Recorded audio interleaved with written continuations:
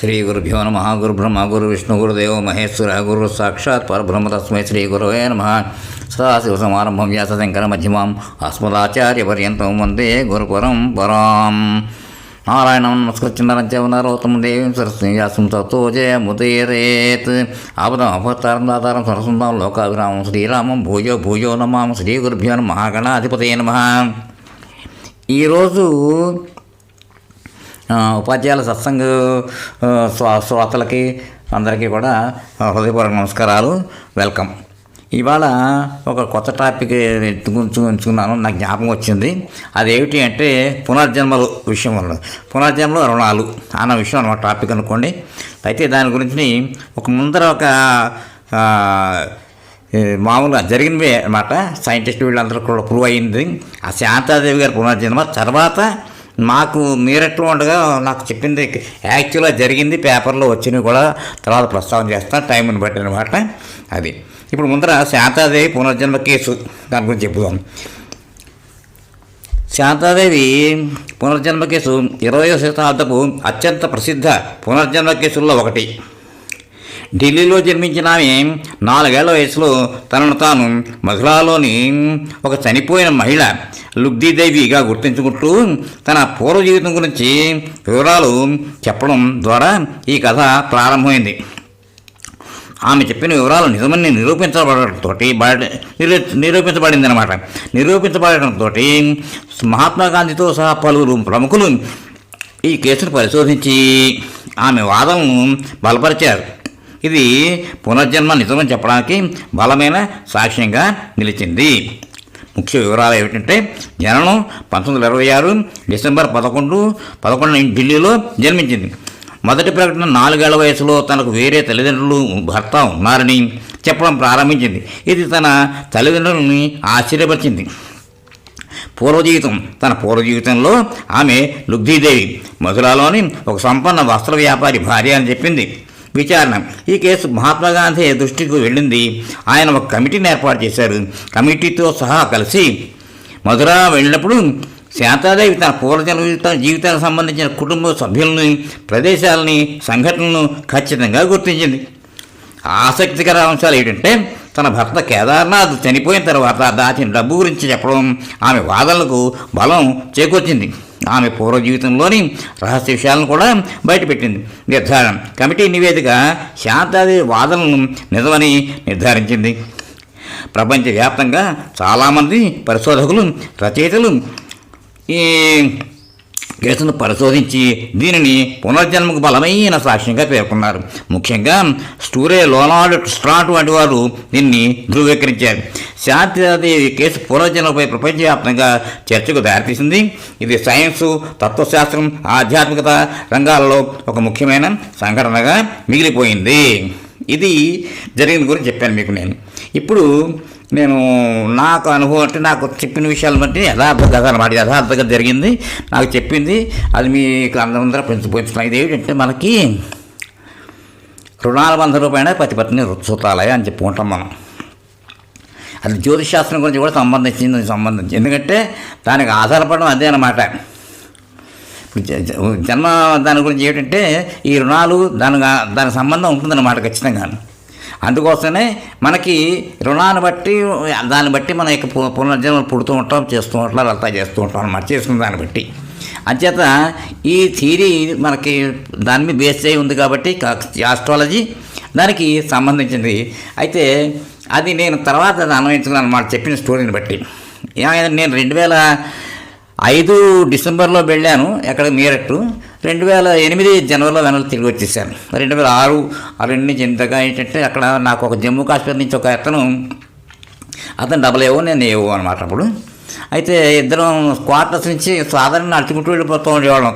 2-3 ఏళ్ళు అంటే 2-3 కిలోమీటర్స్ ఉండొచ్చు. 10 రూపీస్ రిక్షా వాళ్ళకి. సరే ఇద్దరం కూర్చుంటే తాతయ్య సాహబ్ అనేవాడు, హిందీలో చిలో సాహబ్ అనేవాళ్ళు, ఇద్దరం కూర్చునేవాళ్ళం. సరే కూర్చున్నప్పుడు అతను ఈ కథ చెప్పాడు అనమాట నాకు. అంటే ముందర తన గురించి చెప్పి ఎక్కడెక్కడ జరగాలో అక్కడ రుణాలు ఉంటే అడితోటాలు చెప్పి ముందర ఒక చెప్పి తర్వాత ఇది చెప్పుకొచ్చాడు అన్నమాట. యాక్చువల్లీ జరిగింది ఏమిటంటే, ఆ రోజుల్లో అంటే ఇప్పటికీ ఉంది, అలాగే ఉంటారు. ఇప్పుడైతే ఇవన్నీ సిస్టమ్స్ వచ్చి మారే, కానీ అంతకుముందు ఏమిటి అంటే సైన్యంలో అంటే ఆర్మీలో పనిచేసే వాళ్ళు వీళ్ళందరికీ ఏంటంటే ఈ 10th క్లాస్ క్వాలిఫై వాళ్ళు సాధారణ ఎక్కువ చదువు లేని వాళ్ళు దాంట్లో చేరిపోయేవాళ్ళు. చేరిపోయిన తర్వాత ఒక్కళ్ళే సింగిలే కదా, వాళ్ళకి ఏంటంటే మా టైంలో ఏసీఆర్స్ అంటే ఎక్విడెన్స్ రోల్స్ అంటే వాళ్ళు ఏం చేసేవారంటే నెలకి జీతాలంటే 3 నెలలకు ఒకసారి అకౌంట్స్ క్లోజ్ చేసి పెట్టి ఉండేవారు. దాంట్లో డబ్బులు వీళ్ళు ఉన్నంత బ్యాలెన్స్ ఉన్నంత వరకు డబ్బులు డ్రా చేసుకుని వాళ్ళ అమ్మకి నాన్నకి కూడా పంపిస్తూ ఉండేవాడు వాడు. అంటే అప్పుడు మనీ ఆర్డర్లు సాధారణంగా అనమాట. అయితే ఆర్మీ పోస్ట్ ఆఫీస్ నుంచి మళ్ళీ పోస్ట్ ఆఫీస్కి వెళ్ళడానికి చాలా దూరం ఉంటుంది అక్కడ. అందుకోసం ఏం చేసేవారంటే ఆ రోజుల్లో ప్రాక్టికల్గా ఏంటంటే ఎవడో ఒకడు ఏజెంట్ వాడు ఆధార్ పాస్ తీసుకునే వాళ్ళు ఇలాంటి వాడి దగ్గర కలెక్ట్ చేసిన వాడి పేరు అంతా రాసుకుని వాళ్ళ అడ్రస్, వాళ్ళ అమ్మా నాన్న ఎక్కడ పంపించాలో అన్ని అడ్రస్లు అన్నీ కలెక్ట్ చేసుకుని వచ్చేసిన వాడు ఫీజు పుచ్చుకుని ఇవన్నీ కలెక్ట్ చేసి మళ్ళీ వాళ్ళు పంపిస్తూ ఉండేవాడు. ఒక సైనికుడు ఏం చేశాడంటే ఆ డబ్బు వీడు పంపించట్లా, ఎప్పుడు తిన్నా ప్రతిదారి వచ్చినప్పుడల్లా డబ్బులు డ్రా చేసుకుంటున్నాడు, పెట్టుకుంటున్నాడు, లోపల దాచేసుకుంటున్నాడు అంతాను. అలాగా 2-3 ట్రంక్ బాక్సులు డబ్బు వచ్చేసి నిండిపోయింది వాడికి. ఈలోగా ఒకరోజు సడన్గా ఏమైందంటే యుద్ధం వచ్చింది, బయలుదేరి వెళ్ళిపోవాలందరూ ఎక్కడి నుంచి ఖాళీ చేయాలి, ఇక్కడి నుంచి టెంట్లను వేసి అంటే ఆర్మీ వెళ్ళిపోతుంది అక్కడ యుద్ధం ప్లేస్కి అనమాట. అప్పుడు ఏం చేస్తాడు మరి, చేత్తో పట్టుకెళ్ళా ఎక్కడికి పట్టుకెళ్తే అమ్మకి నాన్నకి ఇవ్వాలి. ఇప్పుడు అందుకోసమని వాడు ఎప్పుడు వస్తాడని వచ్చాడు. బాబు నాయన ఈ 3 ట్రంక్ బాక్సులు ఉన్నాయి, ఈ 3 ట్రంక్ బాక్సులు మా అమ్మ నాన్న కూడా ఇవ్వాలి, అడ్రస్ ఇచ్చేసాడు. అలాగేనైనా పట్టుకుపోయాడు, ట్రంక్ బాక్సులు బరువుగానే పట్టుకు వెళ్ళిపోయాడు వాడు. సరే ఇచ్చేస్తాడు కదా అని చెప్పి అనుకున్నాడు. వీడేం చేశాడు, ఆర్మీలో వెళ్ళాడు, యుద్ధం చేశాడు. ఆ యుద్ధం చేస్తుంటేను తర్వాత గుర్రాల మీద వెళ్ళాడు, చేశాడు. ఒకడెవడో అవతల శత్రు సైనికుడిని చంపేసాడు వాడు. చంపేసి తిరిగి వచ్చేస్తున్నాడు, సాయంత్రం అయిపోతుంది, తిరిగి వచ్చేస్తుంటేను ఏమైందంటే సడన్గా ఇంకా దగ్గరకు వచ్చేసాడు, వాళ్ళ గుడారం దగ్గరకు వచ్చేసాడు. ఇంకా గుడారంలో అప్పుడు దిగి లోపలికి వెళ్ళడమే. ఆ గుర్రంలోకి ఏమైందో తెలియదు, వెంటనే తిరిగేసింది, టక్కని వెనక్కి తిరిగేసి ఇంక పరుగు ఎంత ఆపకుండా ఆగట్లేదు. వాడు అలా దాని మీద కూర్చున్నాడు గుర్రం మీద. గుర్రం పరుగెత్తుకుంటూ వెళ్ళి ఎక్కడైపోయింది అది కేవలం ఆ శత్రుగుడాల్లో గడిపోయింది. మళ్ళీ వీడిని తీసుకెళ్ళిపోయింది. వాళ్ళు వీడిని చూసి చంపేశారు. అంచేత ఈ కుర్ర అంటే తండ్రికి వాళ్ళకి ఇచ్చినట్టుగా తెలియకుండా కమ్యూనికేషన్ లేకుండా పాపం వీడి చేతితో చచ్చిపోయాడు వీడు. సరే వాడేమనుకున్నాడు, ఇది ఇలా అయిపోయింది ఇక్కడికి. సరే వాడు అక్కడ ఏం చేశాడంటే ఆ వ్యాపారి ఇది తీసుకున్నాడు డబ్బులు, సరే వీడు యుద్ధానికి వెళ్ళాడు, మళ్ళీ వీడు బతికాడా తెచ్చాడా, ఇంక మళ్ళీ ఇక్కడ వస్తాడు నమ్మకం ఏంటిక, దీన్ని అడిగే వాళ్ళు ఎవరు వాళ్ళ అమ్మకి నాన్న అడ్రస్ వాళ్ళకి ఏం తెలియదు, వీడు పంపించినట్టు వాడికి తెలీదు, ఇంత ఉన్నాయి పెట్లు బాగా బరువుగా ఉన్నాయి చూద్దాం అనుకుంటే అంత డబ్బే అంతాను.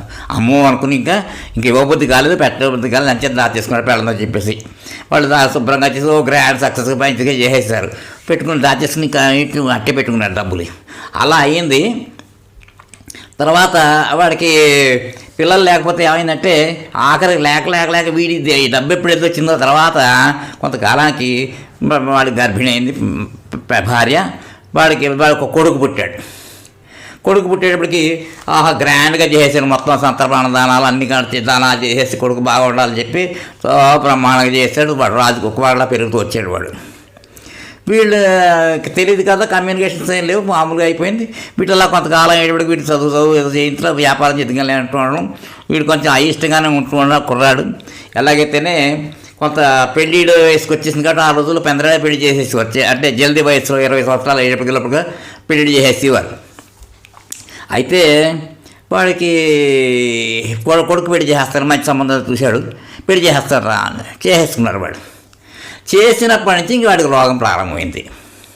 పెళ్లి చేసుకున్నాడు, రోగం ప్రారంభమైంది. ఇంకా వాడికి పిల్లలు పుడతారా ఏంటా బాబు తీరా ఎదురా అనుకుంటే రోగానికి ఖర్చు ప్రారంభమవుతుంది. వీడికి డబ్బులు ఎంతో మంది చూపిస్తున్నాడు, డాక్టర్ నయం అవ్వట్లేదు అంతాను. ఏంటబ్బా చూసుకుంటున్నాడు అన్ని చోట్ల, అన్ని ఇంక డబ్బు తక్కువ ఉంది, ఇంకా బోర్డు అంత పైసలు వచ్చేసి అక్కడి నుంచి ఎవరికి ఒక్కలేదు కదా, డబ్బు సంపాదించాడు. ఇది రోగాలకి ఇస్తూ వచ్చాడు, అన్ని మందులు వాడుతున్నా కానీ కూడా ఏమీ దాన్ని పట్టి ఇవ్వట్లేదు, మందు వాడికి ఇది అవ్వలేదు, క్యూర్ అవ్వట్లేదు. సరే ఇక చూసుకుని వాడు ఏం చేశాడు, ఇలా కాదు పెద్ద పెద్ద హాస్పిటల్ అవన్నీ కూడా చూపించి డాక్టర్స్ అంతా కన్సల్ట్ చేసి ఇంకా ఆఖరికి నిరాశ వచ్చింది. కానీ పిల్లాడు చూస్తే వాడు పినుగులు అయిపోతున్నాడు. ఇంక వీడికి అంతా మనోబెంగ పట్టినట్టు, వీడికి బెంగ పట్టింది, వాడికి పట్టింది బెంగ. ఇంకా ఇలాగ అవుతుంది ఏటబ్బా అని చెప్పి అనుకుంటే ఆఖరికి ఓ రోజు పొద్దుటే లేచేటప్పటికి ఎవడో మన అంటే జడుబూటి అంటే వీళ్ళు వేర్లు అన్నీ పెట్టి అమ్ముతుంటే ఆయుర్వేద మందులు అంటే వాళ్ళు అదొక రకమైన మన యునాని మందులు అనుకుంటాం మనం. అలాంటిది వాడు వచ్చి ఏ మందైనా సరే ₹10 ₹2 అయితే ఇంక అన్ని రోగాలు తగ్గిపోతాయి, అలాంటి డబ్బు ₹2 మందులు ఉన్నాయి నా దగ్గర అంటూ వాడు గట్టిగా అచ్చుకుంటూ పోయాడు అక్కడ. అది ఈ పిల్లాడు విన్నాడు. నాన్న వాడి దగ్గరికి వెళ్ళి ఆ మందు పట్టుకుందాం అంటే, ఏంట్రా ఆయన చూపించారంటే ఎంత అంటున్నాడు, ₹2 అంటున్నాడు. అయితే ₹2 తీసుకోరా అన్నాడు.